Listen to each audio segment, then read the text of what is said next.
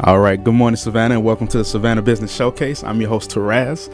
And this afternoon, I have a few great guests. The first time having 3 people in the studio, so it's going to be fun. 4 people, I guess, if you count me. But today I have the Center for Blind and Low Vision, Savannah Center for Blind and Low Vision, and have great guests. And I'll let you introduce yourself in a second. But the way I like to start the show is with the scenario, and you can all answer. You can answer separately or, pass. It's up to you. But so here's the scenario. You're walking through your neighborhood. A little kid comes up to you and says, Brenda, Selena. Brenda, Selena, Leslie, you're my hero. How can I be like you when I grow up? So in the language that a 10 or 12-year-old can understand, what does it take to be Brenda, Selena, or Leslie? For me, it would be just to simply say, just be caring. Open your heart to people, and that's pretty simple. I would say be true to yourself and kind and always a listener. I say be true to yourself, love your people. Be true to yourself, love one another, and be honest in life. All right, beautiful. What would you say? What would I say? What does it take to be me? Smile, even through the pain. Yes. Smile through the pain, because life's going to go on. That's what I would say. All right, so thank you guys for being here. Yep. Introduce yourselves. So I'm Leslie Etherly. I am the Director of Development for the Savannah Center for Blind and Low Vision. I am Selena Davis. I've graduated from Savannah Center for the Blind and Low Vision. Awesome. And my name is Brenda Walker, and I'm a student at Savannah Center, Blind and Low Vision. Awesome. Okay, so I went to it's called Dining in the Dark, right? Was that the thing? The most luncheon. Recent, yeah, the most recent is the luncheon. Vision Quest luncheon. Vision Quest luncheon. That was pretty cool. That was pretty amazing. It's a great event. Yeah. So and that's why I'm glad that I have you here, so you can talk about it a little bit more, so people are excited the next time. Yeah. And then you have the Dining in the Dark event also that you do. Yeah, we have the Dining in the Dark that comes up every January. An amazing event. It gives people kind of a chance to experience what life would be like without your vision.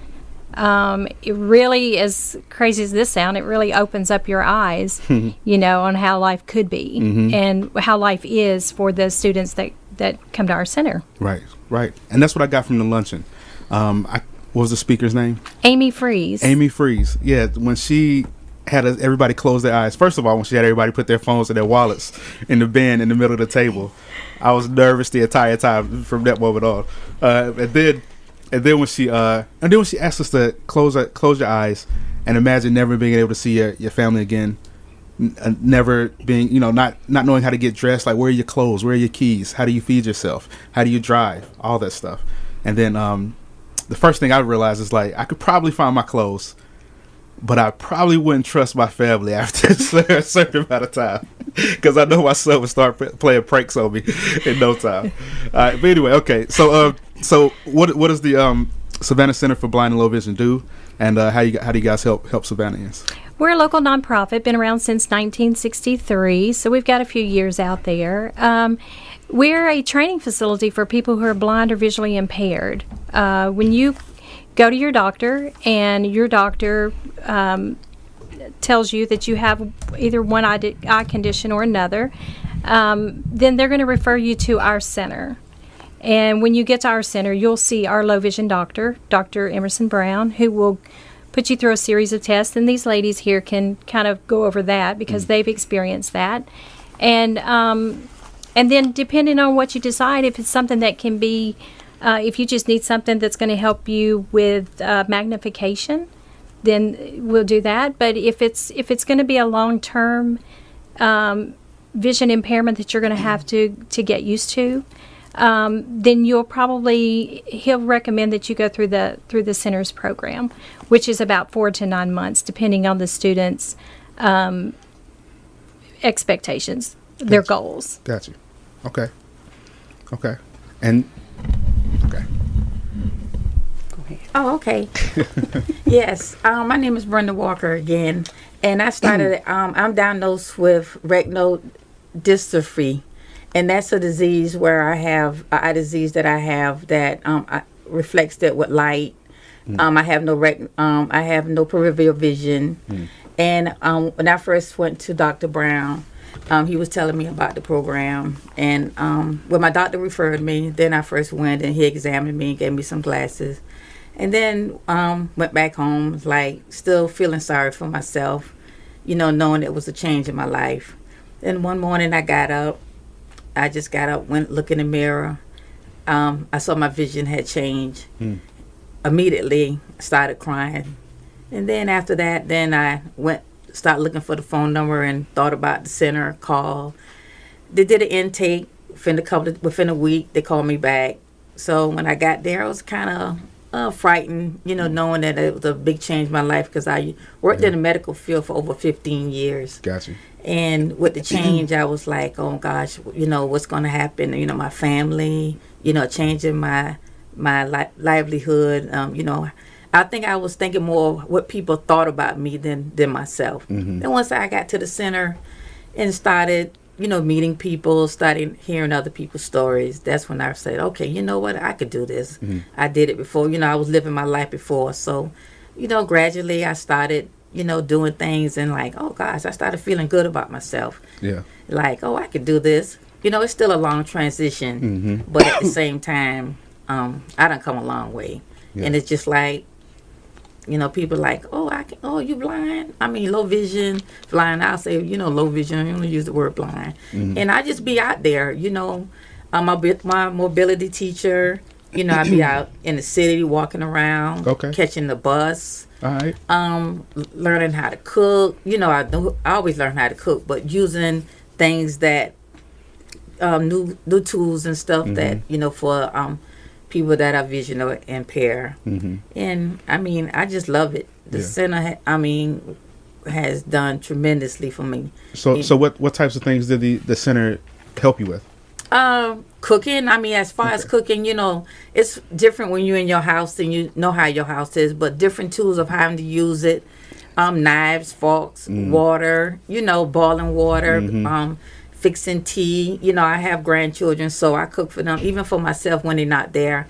I'm still by myself, but if I feel like I want to, cook a meal, I just it might take longer, but it gets done. Gotcha. Washing clothes. I even sold something the other day. I had my button came off my clothes. I was like, you know what, this ain't looking right. So, so I told my instructor, I went to the class, and I was like, hey, I want to sew my button up. It not come off. And he was like, okay, bring your shirt. So I bought it, and we had the tools, and I learned. I'm like, wow. After a while, I started sewing all the buttons, like almost going around the center. Hey, y'all need something sewed? So that type of thing. And getting out into the public, that was scary. Every day is scary because, trusting people, learning how to across the street, learning whether or not, somebody telling you, oh, you can go across, you have to, it's something that you learn on your own. I think when you lose one sense, you pick up others. You hear more, you smell, you use your smelling senses. It's just remarkable. Now when I see other people, I'm like, okay, I know, just what they're going through. But this, oh God, the center has done wonders. That's awesome. That's amazing. Yeah. So what are you cooking? Do I need to come get a meal from you? Oh well, I cook for the center. There, we had tacos. We had tacos, and they were good now. I'm gonna test you one day. It was a little box started out, but throw my little own recipe up in there. Okay. We was eating good. Yeah. Yes, and as a graduate, how did the center help you? The center helped me, greatly. It's like a one-stop shop, actually. Everything I needed, from peer counseling to computering, actually, to see if I still had what I used to before I lost my vision. I was an office manager at Savannah State University, and I was wondering, I wanted to work, but I didn't know my capabilities at that point with low vision. It really started from not having no vision in my right eye to some vision, and now it's low. So my peripheral I don't have, but the front is okay. So, and of course with corrected lenses, that really helps me with magnification. And as a matter of fact, how I ended up at the center, I was recommended to see Dr. Brown, thinking that he might can recommend some device for magnification, and end up getting into the program that I've been trying to get into a year earlier. So that worked out fine. I mean, there's mobility, and mobility, I would say, played the most important role because it helped me to trust again. My advisor, of course, he took me, taught me how to use a cane appropriately. I learned how to walk in the residential areas, streets that really high traffic, streets that are moderate traffic, you know, and of course I had to gain trust. And I'm thinking, well, I had to trust him to make sure he doesn't let a car hit me. Right. So Right. that really took my trust level back up to a 10 because it was very low. I mean, at the lowest. So I learned how to cook as well. I've always learned how to cook, but as far as using the timer, which I've never used before on my stove. So that's been a great help. And also with technology, my cell phone. I know how to magnify things on my cell phone and on like tablets and iPads. Gotcha. So all of it has been a great help. And again, I must say that I do enjoy the peer counseling. I needed to know that I wasn't the only one who's going through not being able to see. I needed to know how others were adapting to their situations, and there are many different, blindness. And it was a great help to me. And in all of this, I learned that my disability will not define me and who I am. So instead, I define my disability. That's awesome. That's awesome. You mentioned learning to use your cell phone again, and with touch screens, there was another thing that caught my attention is that how would I know? You know, it's not flip phones anymore, so you don't have the buttons. You can't feel where the buttons are. There's no tactile feedback.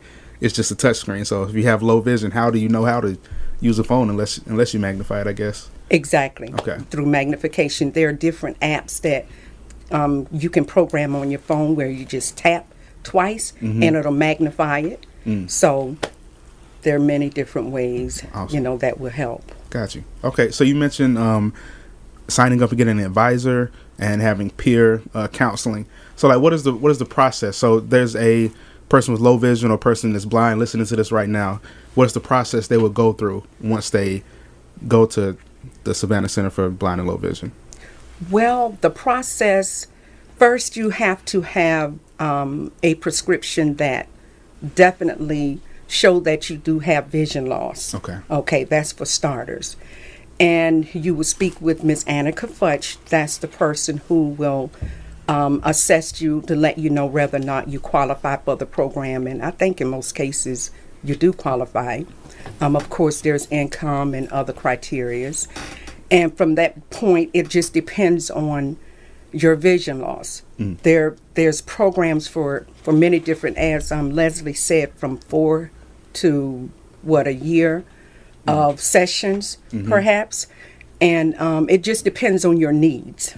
That will, qualify you as to how long you will be in the program. Gotcha. But everybody gets an advisor? Yes. Okay. Yes, okay. Everybody gets an advisor. Awesome. So it seemed like so recently the one in Charleston closed down, right? There was a Center for Blind and Low Vision in Charleston. Is that correct? Yes.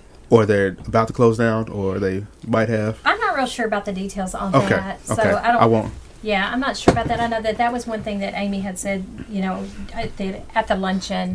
that we just recently did. But I do know that we've been contracted by South Carolina to take on some clients in that area. So whereas, this small little grassroots organization started here in Savannah, we've really branched out. We've got a new coastal low vision doctor in Brunswick so that we can reach some of the folks there in Brunswick. Dr. Josh Parmalee with Glenn Eye Care. And then we just recently hired on another therapist that's going to be doing a lot more of our mobility as far as reaching patients more west, going through Brunswick area and seeing the clients around the perimeter, the furthest perimeter. Gotcha.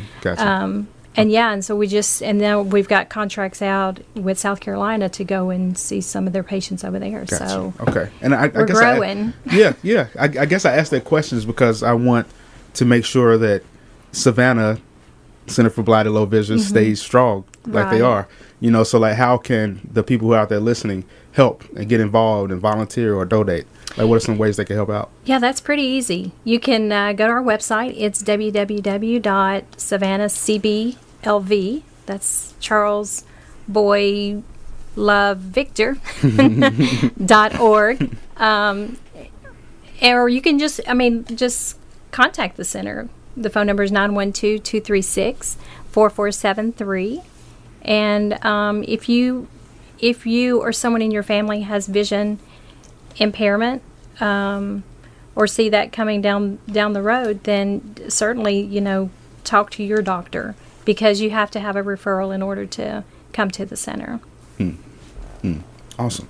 Okay. So what was like, how did your families react when they found out you had low vision? What was their reaction? Well, when I was diagnosed with it, I went to the doctor by myself.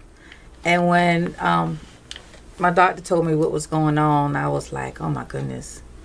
So I went home, thought about it. I think I waited for a couple of days before I told my daughter. I called her on the phone and said, went to the doctor and they told me that I was losing my vision. And she like freaked out, like, who, you sure?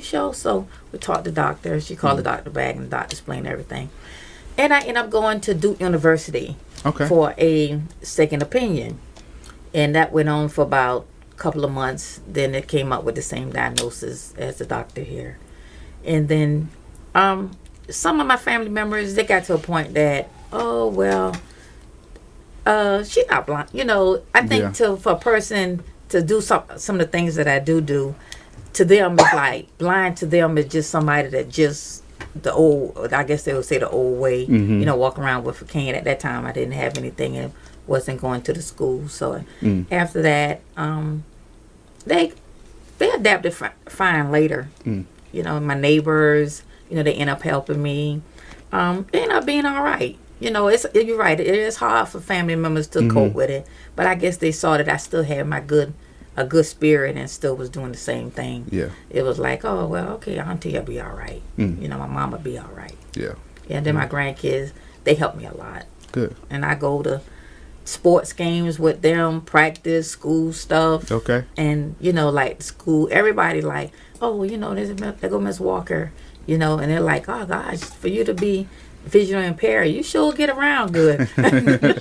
So I was saying, I don't let my independence, I get it out there, I'm not going to let that hold me back. Right. How many kids and grandkids do you have? 3 in the house. Okay. Three in the house. So they old enough, and they help me out a lot. Awesome. Yeah. Awesome. A lot. They don't play games, but they help me out a lot. They sometimes they make a little joke or whatever about, Grandma, you didn't see that? Oh, Nana, you didn't see that? Like, no, I didn't see it that time. Right. Yeah. So kids, they learning, and then as far as getting dressed and stuff like that, they help me with as far as washing clothes, and I know my colors. Some things I know. A lot of times there might be other things mixed up in there.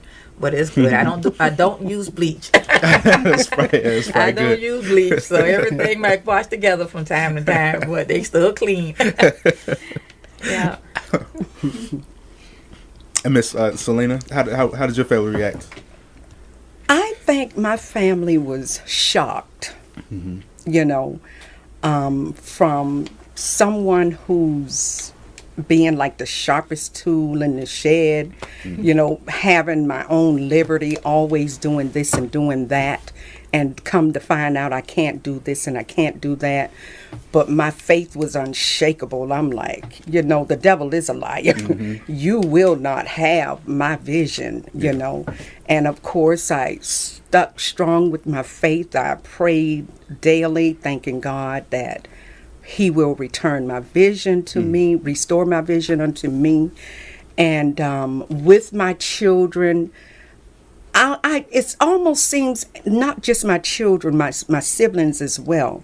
Kind of think it seems like maybe I was to a point, but maybe not. And I guess that was because I was doing good, you know, in doing for myself. Now, of course, this was not the beginning. The beginning, it was, yes, something is definitely wrong when me bumping into the walls, knocking things down. You know, that really was a challenge. But as my vision came back slowly but surely, they started seeing a difference. Like, I can do this and I can see this. And there were days I might be with my daughter and I'll be like, look, that says so-and-so and so-and-so, or I would read the letters. And she would be, well, good, Mama, that's right. And the next day it might be something totally different. So I think it was kind of confusing to them just as well as to me, because sometimes it was good, sometimes it wasn't. And I felt like at times they didn't believe that my vision was off as bad as maybe I may have said. And again, that was because one day it's a good thing, the next day it's not. So it was very confusing to them again, as well as it was to me. And I couldn't really explain why it happened that way. You know, I really couldn't. And to this day, same thing. But now I don't let it stop me. I move. And I just keep doing things. I do a lot of things independently because that's what I'm used to. I really don't ever want to be a burden to anyone, so I'm just always trying to do for myself. Definitely. So. Awesome. All right, so we're going to take a break in a second. This time has flown by. That's awesome. Because it's awesome because it's a great conversation. That's why like when you're having fun, time goes fast. Yes. So that means we're doing a good thing. So before we go to break, so there's always a blessing inside of a trial, a failure, right? Yes. And so what have you seen that you wouldn't have seen if you didn't lose your vision? Like what has happened to you? What have you discovered about yourself? What have you noticed about the world that you wouldn't have noticed before you lost your vision? That life doesn't stop, really. Technically, it still goes on. And if you learn to maneuver your life with what you have, keep going. It might be a little different, you know, but you still can do some of the things that you used to do before vision loss. I agree with Selena with that. You're right. I've learned a lot as far as more being independent, and people, you know, having to wait on people it's a strain. Yeah, I mean, because waiting on somebody to come get you, you know, you calling them to say, can you help me? You know, everybody like, oh, in the beginning, everybody like, that's fine. Okay, I'll do that. Yeah. But when it all boils down, it doesn't always be successful that way. So when you realize that, okay, you're either going to be independent to where you used to be, where you can do a little more. Okay, you might not be 100%, but you can get the 85 to 90% of saying, "Oh, I'm gonna do this." You know, I might can't drive, but they got all type of transportation that could get you around. That's right. And that's why I found myself being like, "Hey, I don't know." Now I'm to the point I don't even call nobody. Man, Selena and I, we go at different. Even when we out of school, we go celebrate different things. So we don't let it stop us. You know, we're still independent out there. Yeah. That's awesome. Okay. It All right. ain't gonna hold us down. Yeah. All right. Any last words before we take a quick break? How can people find you? Leslie, how can people find you? What's the best way to get in touch again? Yeah, so you can go to our website at www.savannahcblv.org. Our office is located at 1141 Cornell Avenue, which is on the same street as Benedictine Academy. And our phone number is 912-236-4473. All right, awesome. Thank you guys for listening so far. Don't go anywhere. We're going to put Miss Brenda, Miss Selena, and Miss Leslie through the lightning round. We'll come back. So I haven't briefed about this, so this is going to be fun. So don't go anywhere. We'll be right back in just a second.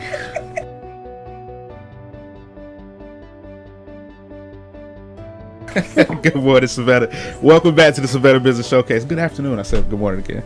But welcome back to the Savannah Business Showcase. I'm your host, Therese, and I'm here once again with Miss Brenda, Miss Selena, and Miss Leslie from Savannah Center for Blind and Low Vision. That's SavannahCBLV.org. And we're going to put them through the lightning round. Are y'all ready? Yes. We're ready, we think. We think we're ready. Yes. What did you want? So this is a business show mostly. So some of these questions will deal with business, but you can relate it to yourself. Okay. So what did you want to be as a kid, and how does it relate to what you're doing now? I wanted to be a flight attendant. Okay. And that's nothing anywhere near where I'm at right now. So I guess I've always been very people oriented. You know, I love people. I love understanding people. You know, listening to stories. So I'm at a good fit where I'm at, but I'm definitely not flying the friendly skies. So Actually, I wanted to be a flight attendant as well. Okay. Oh, man. But to round that all up, I really like helping people in a sense. So I really wanted to be a counselor / psychologist. I still do that now, just encouraging people in any way they may need to be encouraged, even if it's just with a smile. I wanted to be a nurse, helping people, and I guess I used to just always talk about it till my daughter ended up being a nurse, a traveling nurse. Okay. And I love pretty much counseling, giving encouraging words. Like when I first met Selena, she said I gave her some encouraging words at the center when she first came, because she was scared, and then when she met me, we just kicked it off. Yeah. So it must be work. Yeah. Do any of the alumni ever come back and encourage the current students and stuff like that? Yes. Yeah, some of the class. Yeah. Okay. We see them like what? Peer once- groups. Peer groups. Twice a Twice a month. month. Awesome. Nice. Second and fourth. Okay. So I once you keep up graduate, with that because, hey, I still have to be a part of. gotcha. Yeah. That's what I was gonna say. Because once you Yes. graduate, you're not just kicked out. You Oh, can't no, never come no, back. I used Okay. to- yeah. And that's what, you know, with the center, that's what's pretty amazing, is because even though, you know, everybody has their own individual situation as far as their vision loss, once they go through this, once they come to the center, they don't know anybody. But once they leave the center, they've got all these new friends, and they keep coming back, you know, twice a month to get together and if someone is struggling, there's those there to help them, to get them over whatever that struggle is. That's the one thing that's so amazing to me, just as being a staff person for the center, is seeing those relationships form. Awesome. So how have you approached failure in life? With a smile. I just think that you should always just keep smiling. You know, that's what's going to get you over the next hurdle. I would say keep the faith. Believe in yourself. Believe in God. I believe in keeping the faith and keeping it with a smile, because you're not gonna get 100% successful. Have a good day. Something gonna go wrong when you just smile. You know, people might say something. Feelings gonna get hurt, but you know, you just cover it with a smile. Keep on getting up. Like, okay, tomorrow's definitely gonna be better. So that said, tell me a story about a failure. Well, I think my Failure as far as... And then the follow-up questions, we have 3 people. So tell me a story about a failure, and then your advice for a person who's going to go through that same failure. Well, my failure, I think, what happened as far as what done happened to me, and my condition, and then my success of waking up and saying I want to do better, and I'm going to be myself again. So when I became diagnosed with what I got, it was like, to me, that was like a failure. What I did in life, you think about all that. Then I say, no, I'm better than that. So I'm going to make it. I'm going to make it the best. Mm-hmm. And I wanted my grandkids to say that, oh, my grandmother, she may have been blind. I mean, blind, but my grandmother did everything. She made sure that we kept on going, and don't let nothing stop you. Just keep going. Yeah. Yeah. I don't see a failure. I see faith. Whatever I don't get done today, I'm going to try again tomorrow. And I'm going to keep on until it happens. Yeah, I agree. I'm sitting here and I'm trying to, that's why I let Brenda go first, because I don't really have an answer for that. I don't look at life, I've always looked at life as my glass being half full instead of half empty. So I don't go into any situation, look at it as a failure. Fair enough. Okay. Beautiful answers. So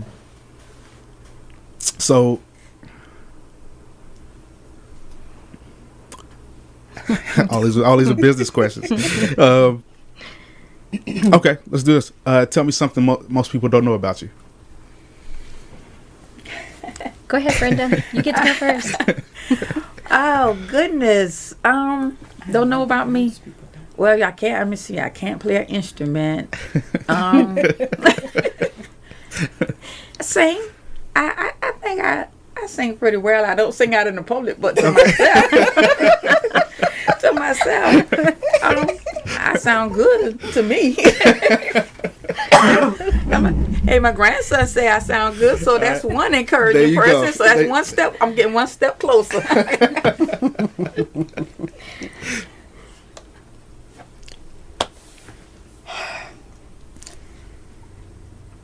I can't even answer that really, because I am what I am. I'm real. So if you know me, you can see, basically, I'm transparent. All right, so brace yourself for my answer, because this is something that most people do not know about me, and then that is that I was in the Navy. Okay. Wow. Okay. Yeah, so I don't share that story too often, but I was in the Navy. Okay. So. All right. Well, why don't you share it? Or just... Well, I just don't share it. Gotcha. It was one of those, I don't know if you've ever seen the movie Private Benjamin. Yes. That was me. Okay. That was me. So your rest, you'll have to watch I'll have to that watch movie. it, Yeah. You'll get it. I'll get it. You'll get it. You'll get it. I don't know what I was thinking, but, it was... I chalk life up with all the different experiences that you have make you stronger, and that's just one more of those little notches in my belt that made me stronger. Okay, good segue for the next question. What was the moment when, after you got diagnosed as being low vision, like what was the moment you said I'm strong enough to get through this? Well, some people call it the man in the mirror moment. When you look in the mirror, you know that I got to do this. When I woke up that morning and I went in the bathroom, and when I was standing in the mirror, I couldn't see myself, and that's when I said, "This is it. It's time to move on." Yeah. Stop sleeping, laying in the bed, feeling sorry for myself. It's time to make a move. And to this day, I am so happy that I made that move. My moment was when I needed to go somewhere, and everybody I called, which was about 2 people, it's not going to take a whole lot. Right. If I get about 2 no's, and that's it. I'm going to try myself. So when I got 2 no's for an answer, I'm like, okay, God, it's me and you. Yeah. This got to change. Awesome.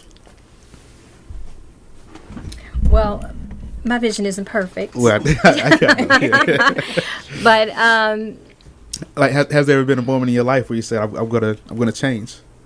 yeah, I mean, I'm from Tennessee, originally from Tennessee, and 4 years ago, I was going through some things in life that, I just knew that, okay, now what am I going to do? You talk about those God moments when you're talking, and trying to figure out, where life goes. I work for the state, and so there was going to be some cuts and stuff, as there always is. And so I came here on vacation, and God answered that question, because this job, I met someone on the beach. They told me about this job. I interviewed for this job while I was on vacation. Wow. They hired me, and I came back a month later to start the job. That's awesome. And so it's just, if I look back in life at the last, 8 to 10 years, and I look at how things have been laid out, I know this is where I was supposed to be to make a difference. Mm-hmm. And that's, I love what I do. Yeah. Beautiful. Okay. Couple easy things now. Favorite book? Audiobooks? I don't know if you guys read. Yeah. I'm not a reader, so I'm going to pass on this one. I'm a Maya Angelou. Okay. Anything by her. Okay. Her encouraging poems, everything. She's my favorite one. Mine, I would have to say The Word. Yeah. Beautiful. A few more, and we'll let you guys get out of here. What's a quote that's always been a mantra that you live by? Mine is don't give up. To God be the glory. Wow. There's a lot, because I'm a quote person, Okay. So there's a lot. What's the one you say to yourself the most? You find yourself saying the most? Oh, jeez. It just depends on which day it is and what the situation is. I know. Yes. I don't know. I can't give you that's a tough one. You're coming up. I thought the questions were supposed to be Easy. Well, I'm sorry. I'm sorry. Now you're making me think. Okay. All right. Next question. Let's I don't know if you guys have ever started a business before, but I'll ask you to do two more. So the one is advice for kids who want to be entrepreneurs or business owners. So if you have any advice for have any of you ever started a business? No? Or been a salesman? Been a real estate agent? No. Nothing on the side? Okay. No. I feel like I'm a salesman. Okay. In the job that I do. Yeah. So I just think the best advice I could give would be to believe in yourself. Because if you have that belief in what you're selling or what you're doing, then everything else should come easy. I would definitely say trust in God. Yeah. Trust in God. That's right. In yourself. And believe, right. Believe and don't get right. Give Just keep 100%. Beautiful. Okay. Last question. I'll let you ladies go. If you had a superpower or ability, what would you choose and why? We. Well, we have to. I mean, we sitting there. Everybody wants their vision. I know, right? I was waiting for somebody to say X-ray vision. Yeah, everybody wants a better vision. Yes. Yeah, we probably want a better vision. X-rated vision. And what was the other one? And why? Like so, or you could choose another one. Maybe we could make that a given. Better vision, and I definitely will see myself exploring more and helping where I done been. Got you. Pretty much where I'm at now to get more into it and help others. Oh yeah, I probably would start my own center. Okay, got you. Yeah. I guess if I had my vision, I'll definitely lead the way. I think for me it would be maybe magic, if I could work magic. And that would be because I could bring in more money for the center so that we could help more people and make it bigger and bigger and bigger. So it'd be magic. Yeah. You can do that now. You can learn. I'm trying. I'm really trying. Yes. Okay. All right. Well, thank y'all for being on the show. Thanks for thank you. inviting For coming us. in. It's been fun. Yeah, it was a great time. I learned a lot from y'all. I feel inspired going home. I feel stronger. I feel like I need to, I feel stronger listening to y'all. So thank you.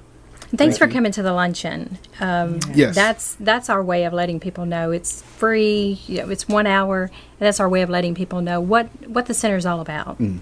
How often do you do the luncheon? Every year. Once a year as this well? was our sixth event. Okay. Sixth annual event. Yeah. Awesome. So you have the luncheon, you have the Vision Quest luncheon, you have the dining in the dark. Is there anything else you do? Yeah, we Monday we're getting ready to do a golf tournament. Okay. That's coming up Monday on the 21st. So we do the golf tournament. For the rock and roll marathon, we put a team together. Oh, nice. Okay. To run for that, and then I might try that this year. We'll see. That we'd love to have you on our team. Join our team. These ladies will need a partner. So if you only want to do you want to be a two-man relay. Yeah. These ladies are going to be needing a partner. Okay. So we'd love to have you on our team. Okay. I'm slow, but I'll get there. That's okay. That's okay. You got plenty of time to start training. I'm working out. And then I do a tech conference, which is just a small fundraiser, but it gives us a chance to give back to the doctors that refer the patients, and it's called the Savannah Vision Conference, and it allows techs to get their accreditation hours towards their certification. And so we do that. That's coming up in October. So our spring, between Dining in the Dark and the luncheon and the golf tournament, is pretty full. And then, we've got the other 3 events that kind of end off our year. That's awesome. And I'm sure the events help a lot. They do. Yeah. The fundraising is a big part, because the services, for those that come to the center, the services are free. It doesn't cost anything. And, we have to do these in order to, to provide those services. And we are funded through United Way, so we're so proud of that partnership with United Way. But yeah, it takes a village. Yeah. Yeah. Awesome. Well, there's my quote. It takes a village. There you go. It came to you. All right. Well, thank y'all, Miss Brenda, Miss Selena, Miss Leslie. Thank y'all for being on the show. Thank you. To everybody out there listening, thank y'all for listening as always. Be the change you want to see in the world. Go out there and do something impactful. Go help somebody that you love that's close to you. Don't have to have $1 million to make a huge change in the world. You can just touch somebody that's close to you. So thank you guys for listening. And as always, I'll see you next week. Goodbye.